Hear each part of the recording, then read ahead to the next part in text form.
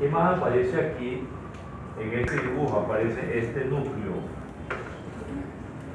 Núcleo de la raíz descendente del quinto par craneal. ¿Y el quinto par craneal qué nervio es? El trigémino. Vamos a pintar esta cara aquí.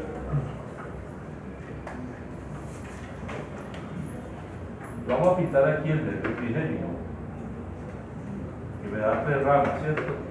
Orgánica, maxilar superior y maxilar inferior. Estas ramas son de carácter sensitivo, pero el nervio, miren lo que hace.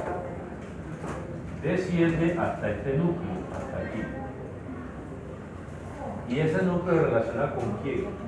Con el dolor y la temperatura de la cara, del mismo lado. O sea que si yo lesiono este núcleo de la raíz descendente del quinto, ¿qué pierde el paciente? Pierde la sensibilidad del dolor y la temperatura del mismo lado. ¿Y qué más aparece aquí en este dibujo? Aparece esto. La decusación de las pirámides. Ese es el primer dibujo en este corte tercio inferior del bulbo raquídeo. Ahora hacemos el otro tercio superior del bulbo raquídeo. Ya cambia totalmente la figura, porque ya el bulbo raquídeo se abrió para formar el cuarto ventrículo. Esta imagen es esta. Aquí se abre. Ahora vamos a llenar este dibujo y aquí está el cuarto ventrículo. Si yo volteo, este es el piso del cuarto ventrículo, el piso, y este sería el surco medio, y este sería el surco que limita. Y este espacio tiene el carácter motor y este el carácter sensitivo. Y vamos a llenar este dibujo de, mire aquí, ¿qué es esto?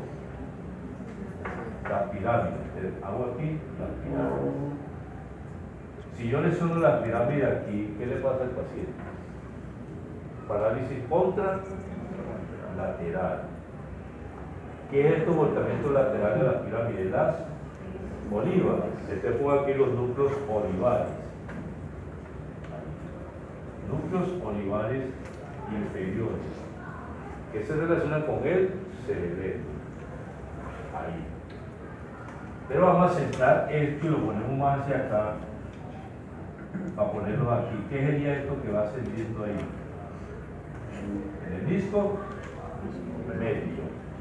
Y ese menisco medio inicialmente donde debe llegar al tálamo y después llegar al área 3, 1, 2, que es sensibilidad, menisco medio. De pirámide, núcleos olivares inferiores, menisco medio. Si el paciente tiene un daño del disco medio, presenta pérdida de la progresión consciente del lado contralateral. Me vengo acá, está acá. Usted recuerda que yo decía que todo lo que se localiza entre niveles de carácter motor y acá de carácter sensitivo. Ya aparece este núcleo. Núcleo del hipogloso. Tu fibra sale por aquí y emerge por el surco pre-olivar. Yo tengo el surco retro-olivar. Del núcleo del hipogloso. B, al lado de él aparece el núcleo del décimo par craneal. Núcleo del nervio vago. Si yo saco las fibras, sale por el surco retro-olivar. Y ya llevamos dos pares craneales que tienen origen en el bulbo raquídeo, hipogloso y décimo par craneal. Aparece este núcleo en el área motora aquí. Se llama el núcleo ambiguo. Núcleo ambiguo que me da origen a noveno y onceavo par craneal. El núcleo ambiguo. Todo esto es de carácter motor. Tengo núcleo del hipogloso, núcleo del nervio vago, núcleo ambiguo, y ahí tengo los cuatro pares craneales que se originan a nivel del bulbo raquídeo, hipogloso, vago 2 y 2 estos cuatro pares craneales Área del bulbo, aquí, área motora. ¿Qué sucede de aquí para afuera? De aquí para afuera aparecen 4 núcleos. 1, 2, 3 y 4. Los núcleos vestibulares. ¿Que se relacionan con quién? Cuando vimos oído, los núcleos semicirculares, los canales semicirculares, utrículo y sacro tenían que ver con qué? Equilibrio. Núcleos vestibulares, equilibrio. Luego las fibras que llegan aquí van al cerebelo. ¿A qué parte del cerebelo? Archicerebelo, nódulo y flóculo, que se relaciona con el equilibrio. Ahorita lo vamos a ver hacia allá. Y vamos a encontrar acá también este núcleo. Vamos de color verde, este núcleo aquí. Que es la representación a este nivel de este núcleo aquí, raíz descendente del quinto par craneal. Es un corte a nivel del tercio superior del bulbo raquídeo. Como no vamos a traicionar a nadie en el examen, a ustedes puede salir este dibujo. Y dice el dibujo: paciente que según el esquema, usted que espera encontrar área rayada. Esta es la lesión, es un síndrome a nivel del bulbo. Vamos a trabajarlo. ¿Usted qué puede encontrar en esta lesión? A. Parálisis contra lateral. B. Pérdida de progresión consciente del lado contralateral. Parálisis de la lengua en medio lado, hipogloso. Hipogloso. Vago y espinal. Espinal. Parálisis de los músculos del parablando. Acá, porque la porción cervical del espinal era que aparece entre el mastoideo y el trapecio. Acá. Trastorno del equilibrio, compromete los núcleos vestibulares. Eso es acá. Y aparte de eso, acá, en esta área sensitiva, pongamos este núcleo. Núcleo del fascículo solitario. Y ese núcleo del fascículo solitario recibe fibras aferentes de 1, 2 y 3 pares craneales que tienen que ver con la actividad gustativa. ¿Y cuáles son esos 3 pares craneales? Facial, mesofaringio y vago. Este núcleo del fascículo solitario se conoce como el núcleo gustativo. O sea que si lo pongo acá, tengo pérdida de actividad gustativa de la mitad de la lengua del mismo lado. Es un corte del tercio superior del bulbo. Ahora vamos a un corte en el tercio medio de la protuberancia. Aquí. ¿Cómo vamos a ver ese corte? Le vamos a representarlo aquí en esta forma. Así. Ponemos esto aquí. Esta es la protuberancia y hacemos lo mismo. El surco medio y el surco limita. ¿De qué encontramos en la protuberancia acá? En ese corte encontramos esto.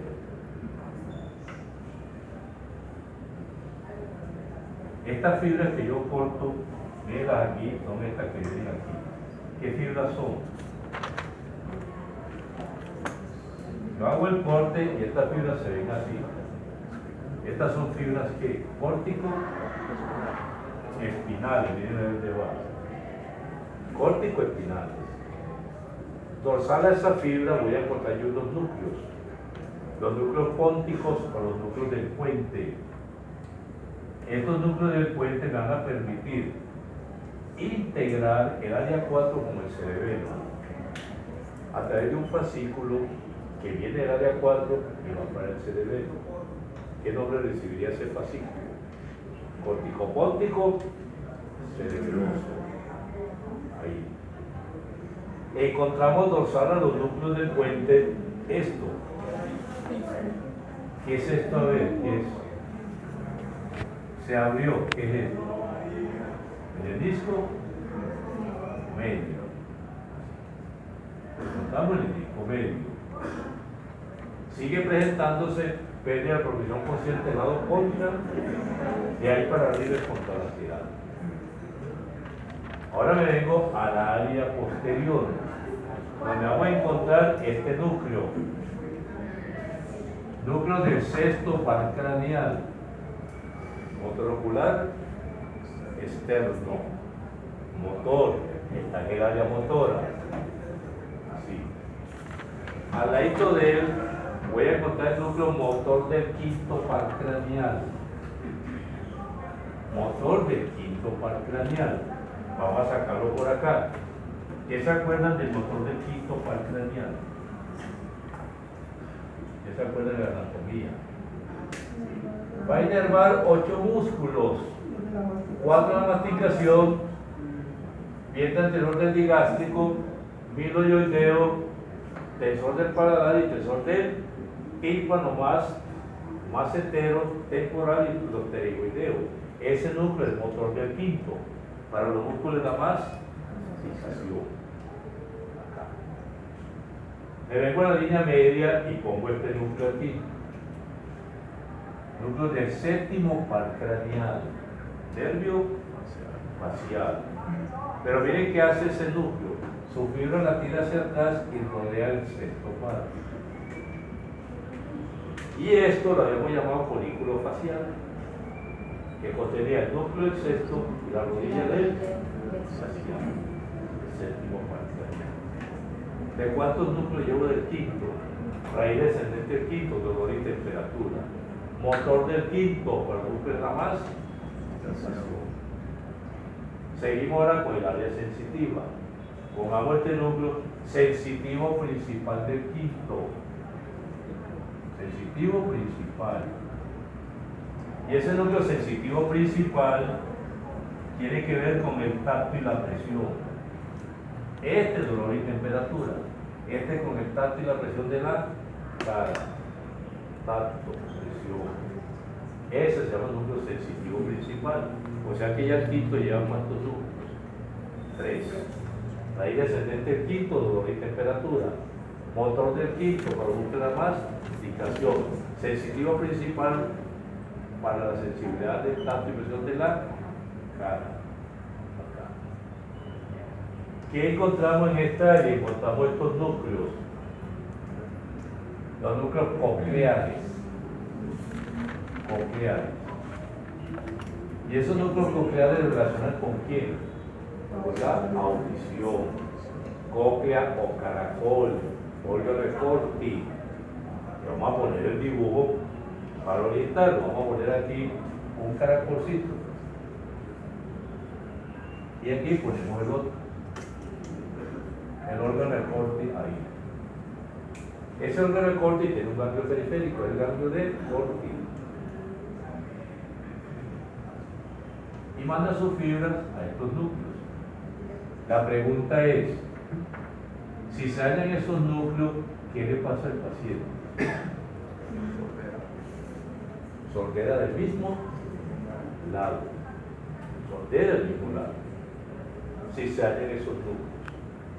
Pero ¿qué sucede ahora con estos núcleos de la audición? El 90% de la fibra de los núcleos cocleares se decusa. El 90%. Así. 90%. Y aquí ese 90% y 90% de un lado y de otro se llama cuerpo trapezoide. Cuerpo trapezoide. Si un paciente tiene una lesión y hay del cuerpo trapezoide, ¿cómo se manifiesta? ¿Qué tiene el paciente? Hipoacusia severa, bilateral, porque es 90 y 90. ¿Qué pasa con el 10%? Asciende por el mismo lado y se une al 90% del lado contra lateral. Y ese 90 del lado izquierdo o 90 del lado derecho más el 10 del mismo lado, por lo que llamamos el disco lateral. El disco lateral. porque este es el disco medio.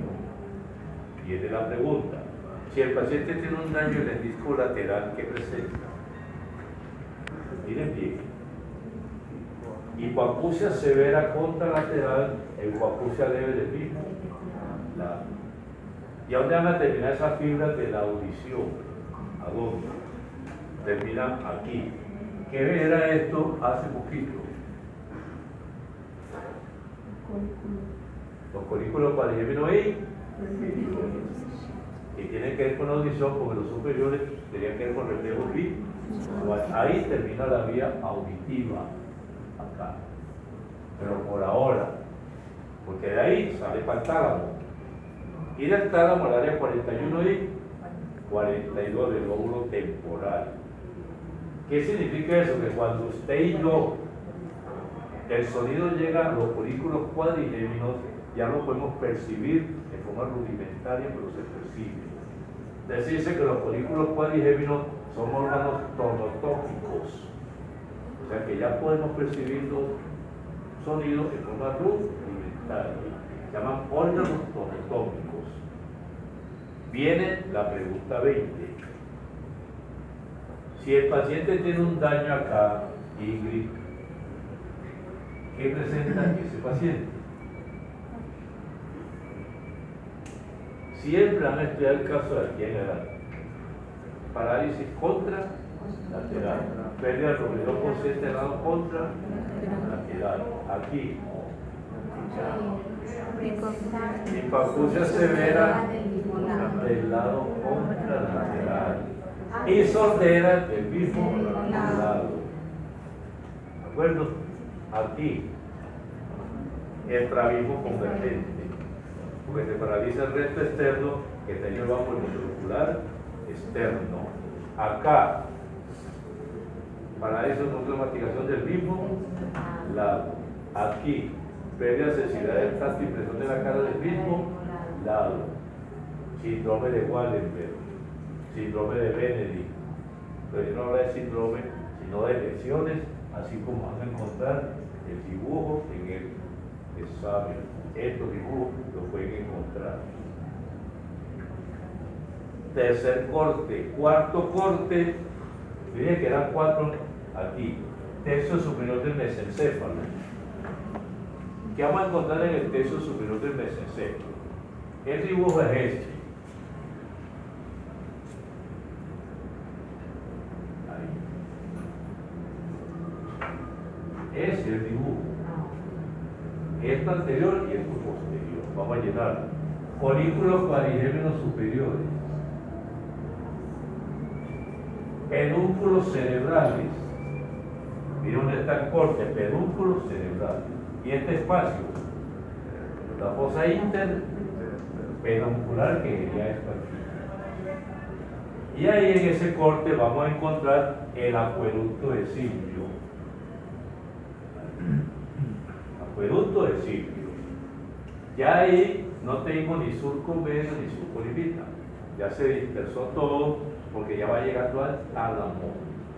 Pero vamos a encontrar unos núcleos ahí. El núcleo del tercer par craneal, que sale por la fosa interpeduncular. Motor ocular común. Primero.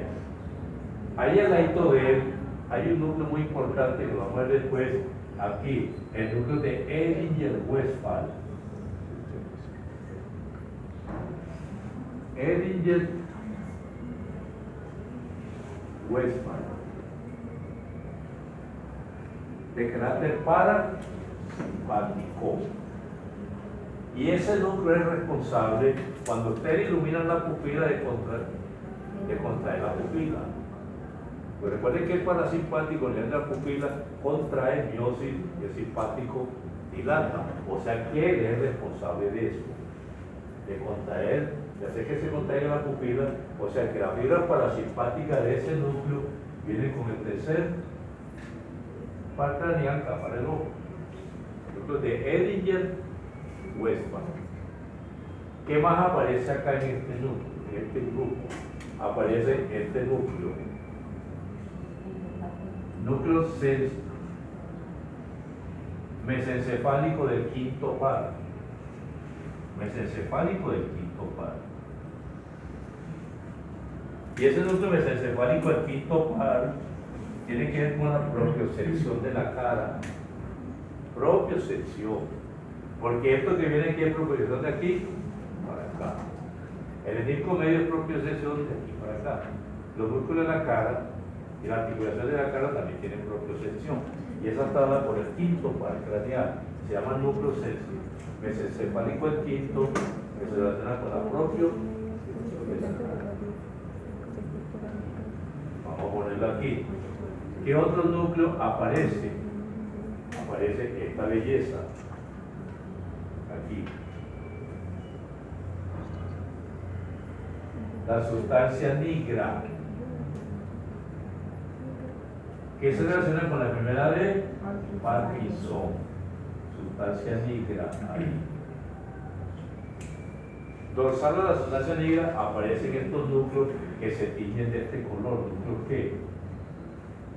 Rojos. Que tienen que ver con el tono muscular. Si tiene que ver con el tono muscular, ¿con quién se tiene que relacionar? Con el cerebelo. O sea, palio cerebelo. Porque estos núcleos vestibulares, que es con el flóculo noble, se llaman arquicerebelo. Ya tenemos ahí los núcleos rojos.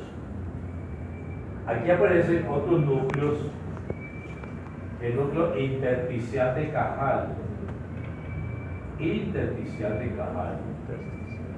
Ahí lo voy a explicar para qué sirve.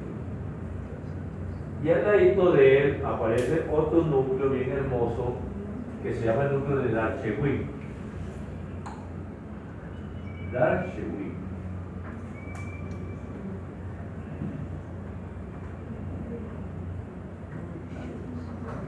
¿Esos dos núcleos sirven para qué? Resulta que los núcleos vestibulares dicen la mirada conjugada horizontal. Dicen a la persona que mira así, este movimiento está dado por el núcleo vestibular y este por los núcleos de Darchewig intersticial de Cajal, o sea, la mirada conjugada vertical. Vertical. Aquí hay un síndrome cuando se ven esos núcleos, el paciente no es capaz de mirar para arriba, no es capaz de hacer este movimiento conjugado. Aquí, estos núcleos. Entonces tenemos acá la sustancia negra, el núcleo rojo, tercer par craneal, núcleo de Engel-Wefald, intersticial de Cajal y Darchewig, y el núcleo mesencefálico, el quinto par craneal. Voy a pintar esto aquí. ¿Qué sería esto? Que va para el tálamo por aquí. Aquí lateral, ¿qué sería ya? El disco medio. Ahí tiene que aparecer el disco medio porque ya va para el tálamo del disco medio. Y eso es lo que llamamos anatomía interna del tallo cerebral. La anatomía interna del cerebelo no dura mayor cosa. Vamos a la anatomía interna del cerebelo. Entonces le voy a mandar el cerebelo lo siguiente al profesor Fabio. Vamos a poner a Fabito. Es como goza con Fabito, ¿cierto? A ver acá. Este es el cerebelo. Cualquier parecido es simple o coincidencia. Y el cerebelo está formado por una cantidad de laminillas. Las laminillas del cerebelo. Y ya usted las podía apreciar. Entonces le decimos a Fabio que me estudie la corteza del cerebelo con ese pedacito que le vamos a mandar. Y Fabio va a decir lo siguiente.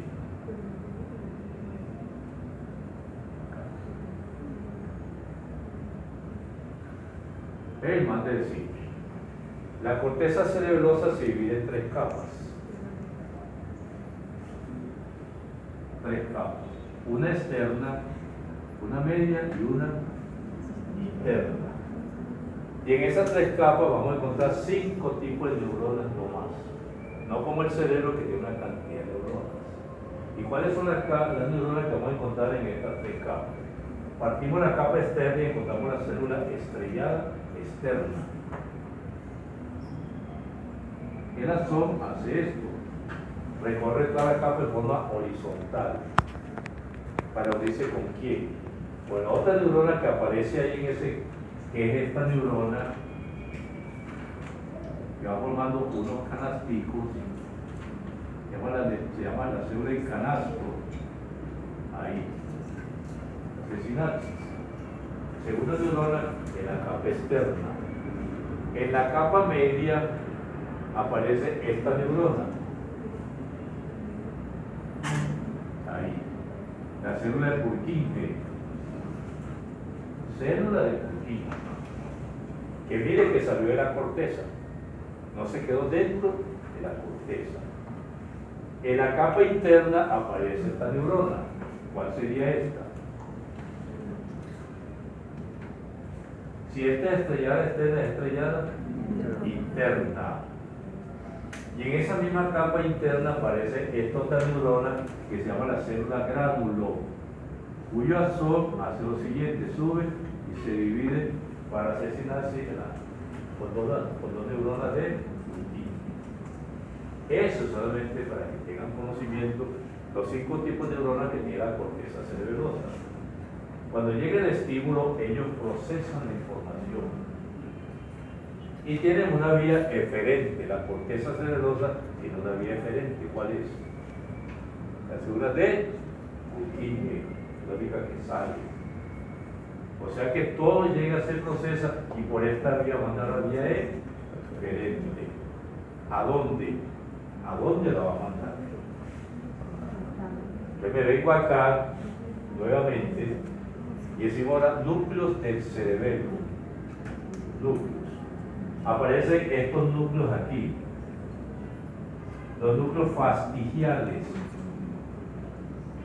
Fastigiales igual equilibrio. O sea, nódulo, lóculo, fastigiales.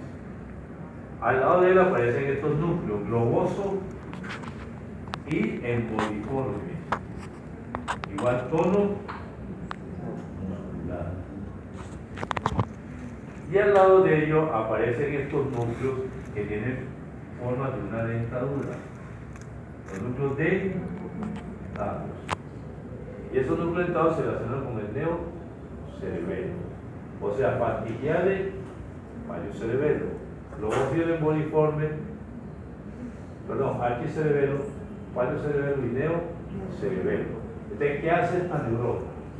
Cuando procesa información, la va a mandar respectivamente a los núcleos correspondientes, así de esta forma. O sea que la vía eferente del cerebelo se hace a dónde? A los núcleos del cerebelo. Se hace a los núcleos del cerebelo. Entonces la pregunta es, ¿qué núcleos mandan información al cerebelo?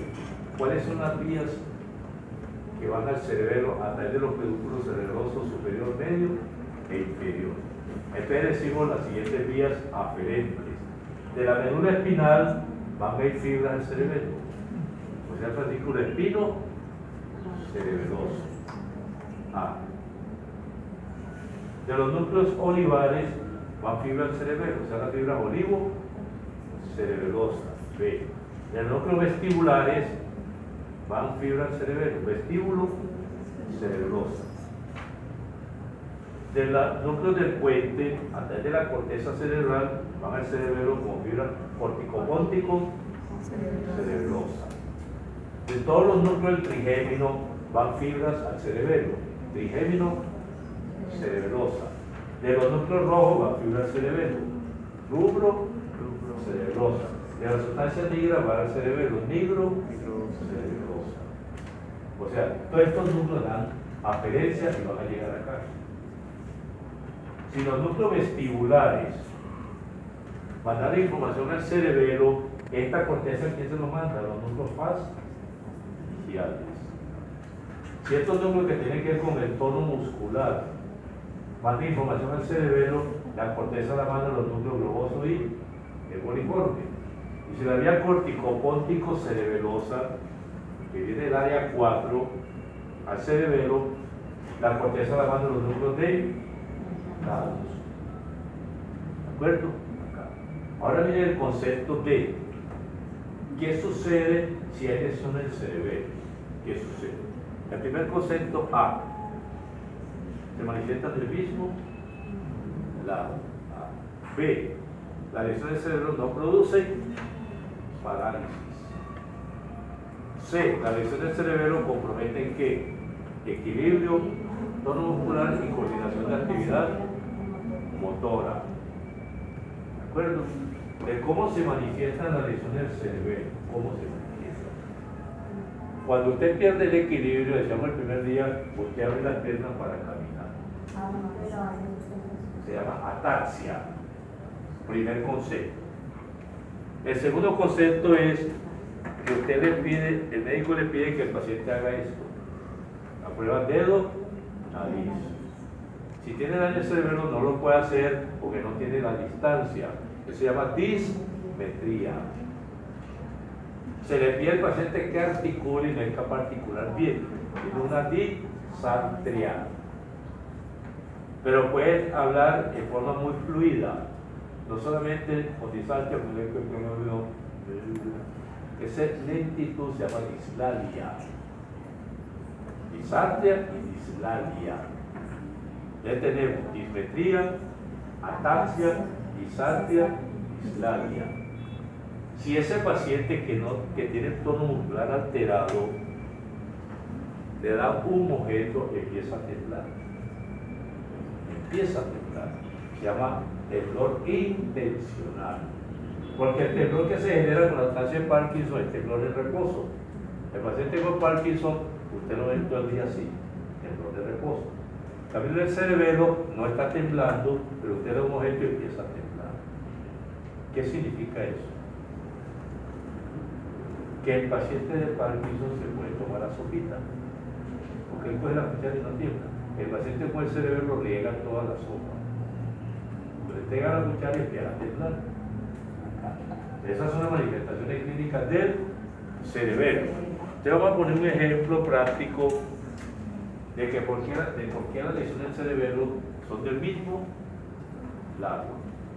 Vamos a poner un ejemplo aquí. Voy a pintar aquí la corteza cerebral, un corte frontal. Este ya el área 4. Aquí voy a poner esta estructura que necesariamente todo el mundo tiene que pasar por el tálamo.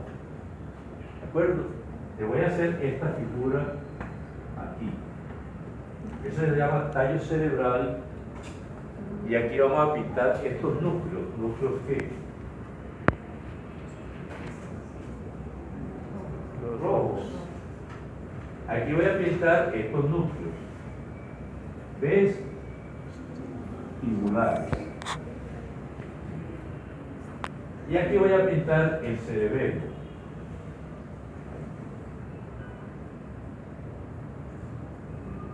Y ese cerebelo me va a coordinar el área 4. Luego los núcleos dentados, vamos a ponerlo acá. Vamos a dar información al área 4. Ustedes miren lo que hacen acá, observen. ¿Qué hizo el núcleo dentado? ¿A cuál tálamo fue? A controlar. El dentado del lado derecho va al tálamo del lado y de aquí va el área 4 del lado izquierdo. ¿De acuerdo? Ahí. ¿Qué sucede ahora? Miren lo que voy a hacer de color verde. Esta vía córtico-espinal es esto. Viene bajando y cuando llega el bulbo raquídeo hace esto. Se cruza y se va al lado contra lateral. Por eso decimos que la lesión del cerebro se manifiesta en el mismo lado. Se cruzó aquí y vuelve y se cruza del mismo lado. ¿De acuerdo? Vamos a coger los núcleos rojos. En este caso serían los núcleos globosos y el boliforme. Pintémoslos aquí. Miren esto. Se descruzaron. ¿Qué esperamos ahora para que sea el mismo lado? Que se vuelvan a descruzar. Entonces ellos hacen esto. Y esto demuestra que las lesiones del cerebro son del mismo lado. Ahora cojamos los núcleos vestibulares, cuya aferencia recibe los núcleos fastigiales. Y miren lo que pasa aquí. Ese no se puso, por consiguiente va derecho. Aquí con doble decusación demostramos cómo la lesión del cerebelo se manifiesta en el mismo lado. En cambio, la lesión del cerebro del lado contra ese es el cerebelo de toda su dimensión. Su clínica, pues, en los niños, afortunadamente, la lesión del cerebelo se recupera. Los niños que operan del tumor del cerebelo se recuperan. Parece ser que las neuronas del cerebro tienen una capacidad de recuperarse. Y esta cara del cerebro se muere totalmente. Pueden seguir durmiendo, muchas gracias. Ahí les dejo esa culebrita.